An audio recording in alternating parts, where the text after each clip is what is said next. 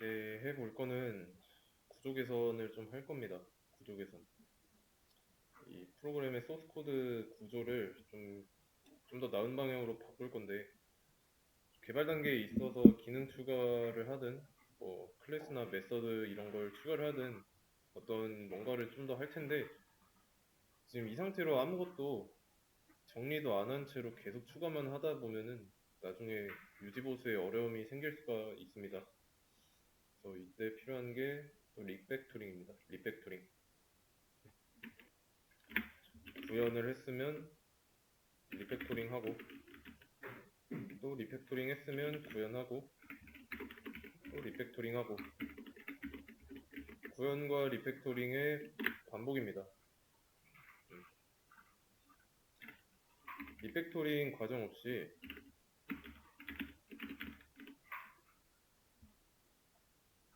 구현만 한다면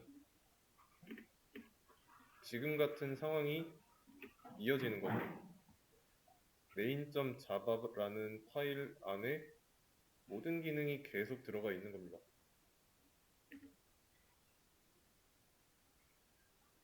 그러면 어떻게 될까요? 이 파일의 코드가 상당히 길어지면서 메인 클래스가 떠안는 부담이 엄청나게 커질 수밖에 없죠. 메인 메서드도 부담이 크겠고, 그리고 심지어 이 main.java 안에는 메인 클래스만 있어야 하는데 같은 위상으로 존재하는 클래스가 하나 더 있죠. 아티클 클래스. 얘도 원래는 이제 util.java 얘처럼 따로 클래스로 만들어 놔야 하는데 지금은 그렇지 않고 있고, 편의상 이렇게 한 거예요. 지금까지. 리팩토링을 할 건데 일단 이거 얘부터 따로 파일로 만들어 보도록 하겠습니다.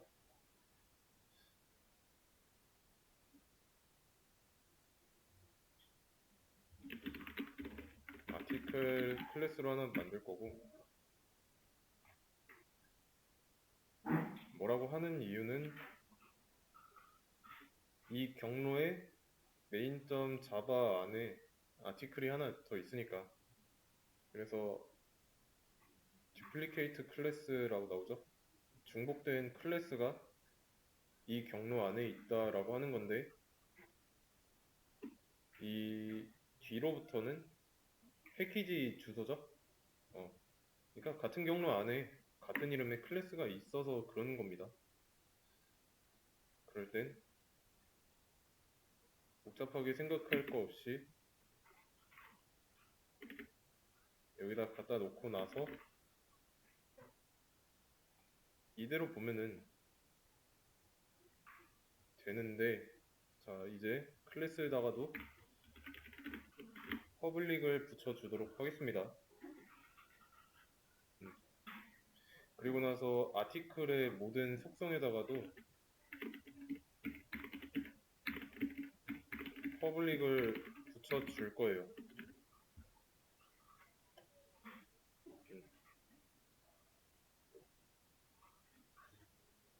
전에도 말했지만 모호하다 싶은 거는 퍼블릭을 붙이면 됩니다. 이렇게 해줌으로써 아티클 클래스 파일 외부에서도 사용할 수 있게 해주는 거예요. 그리고 나서 지금 클래스별로 분리한 것처럼 패키지도 분리해 놓을 필요가 있습니다. 목적에 따라서. 그리고 종류에 따라서도 분리하면 돼요. 그러면 지금까지 만들어 놓은 이 클래스 3개 중에서 성격이 다 다르잖아요. 얘는 자주 쓸만한 기능을 모아둔 거고, 얘는 게시글에 대한 내용만 담아 있고요. 여기는 이제 프로그램의 전체적인 기능들을 모아놓은 곳입니다. 맞죠? 자, 그러면 아티클 객체 만들 때 이런 필드란 메서드들 있는데, 그 중에서 이 필드 있죠? 필드에 있는 이런 변수들을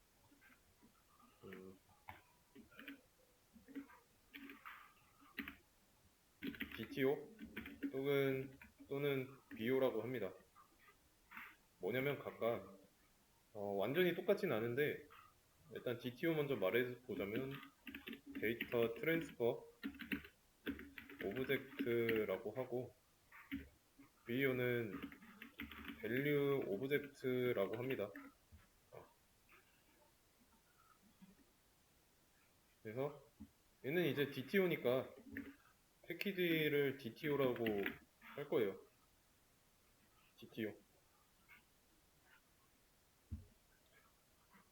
그리고 무브 해주면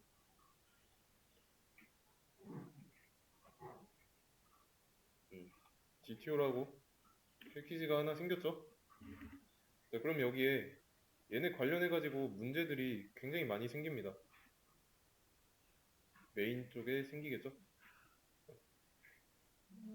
근데 이게 자동으로 없어진 이유가 우리가 지금 계속 오토 임포트를 켜놨기 때문에 해결이 된 거예요. 경로를 보세요.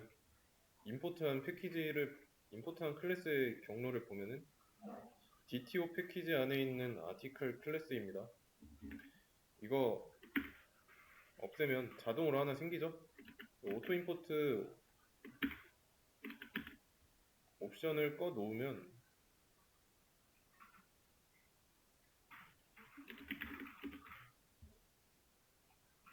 껐습니다.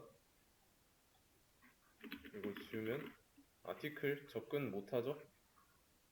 전부 다 아티클이 가지고 있는 메서드나 필드예요.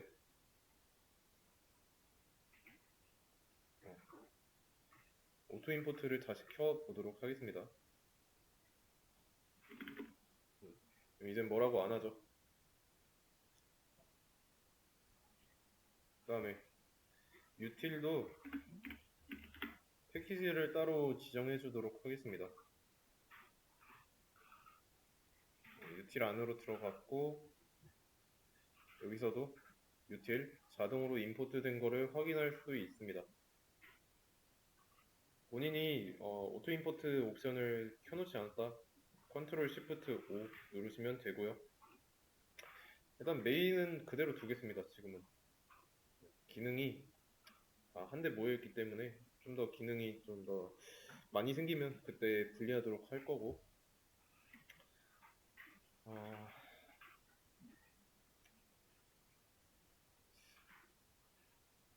지금 보시면 util 같은 거는 임포트 했을 때 다른 JDK 파일 안에 있었죠. 좀 이름이 흔하죠. 좀 클래스 이름으로 흔한 거를 쓰게 되면은 좀 이미 만들어져 있는 클래스랑 헷갈릴 수가 있습니다. 그래서 웬만하면 너무 보편적인 이름은 피하는 게 좋아요. 아시겠죠? 그리고 이제 조금 더 문제를 보완해 보자면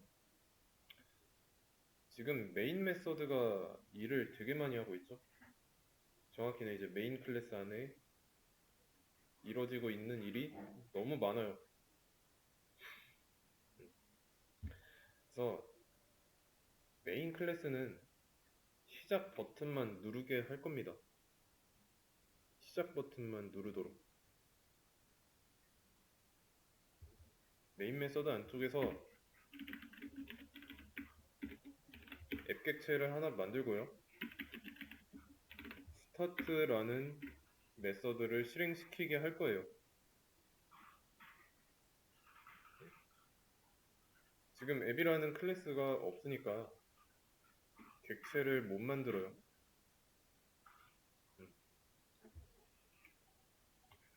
만들어주면 되고요. 그럼 이제 스타트라는 메서드가 없으니까 뭐라고 하는 거죠?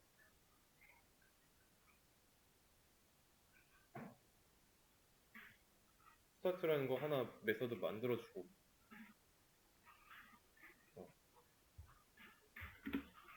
이 안에서 메인 메서드가 하고 있던 일을 하도록 할 겁니다.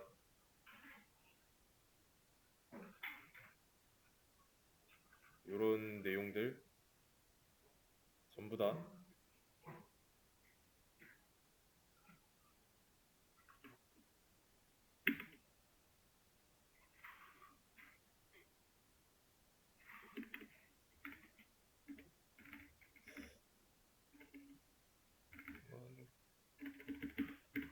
어디가 여기까지가 메인 메서드고, 잠깐. 일단은 일을 안 시킬 거니까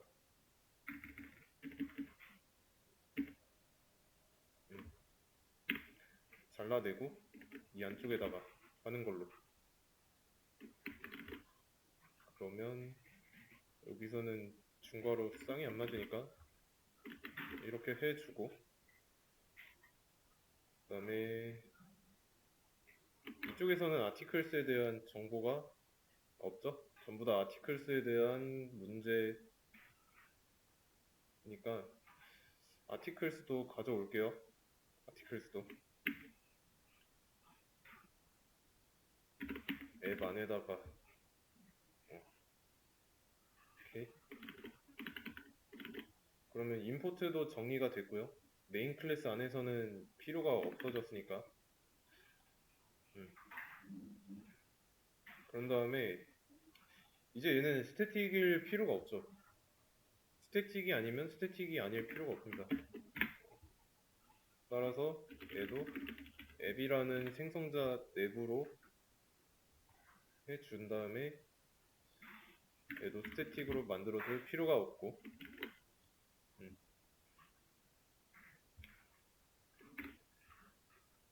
여기까지 크게 이해되거나 이해 안 되거나 그런 건 없죠?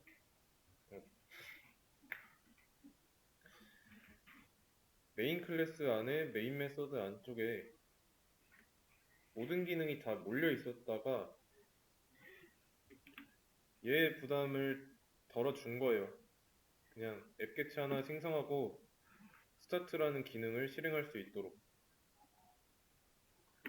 그런 다음에 기존에 있던 기능을 앱 쪽으로 옮겨준 거예요.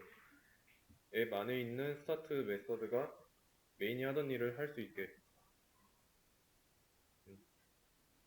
그러면 메인의 부담은 확실하게 덜어졌죠? 앱만 만들어서 시작만 하면 됩니다. 그러면 이제 시작하는 그 버튼을 앱 객체가 누를 거니까. 이해되시죠? 그럼 이제 핵심은 이쪽으로 앱 쪽으로 옮겨진 거예요.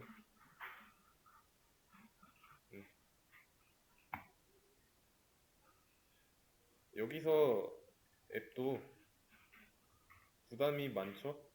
그래서 점차 줄여 나갈 건데 그 부담을 어떻게 해야 되는지 중요한 부분입니다. 뭐 혼자 하는 거라면 굳이 이렇게 할 필요는 없는데 혼자 한다고 해도 내가 이 코드의 구조를 평생 기억하고 있을 거란 보장이 없어요. 그래서 웬만하면 하는 게 좋습니다.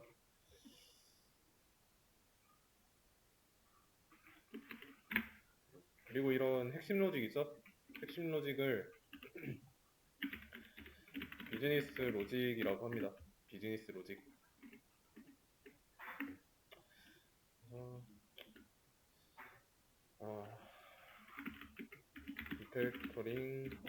리팩토링이랑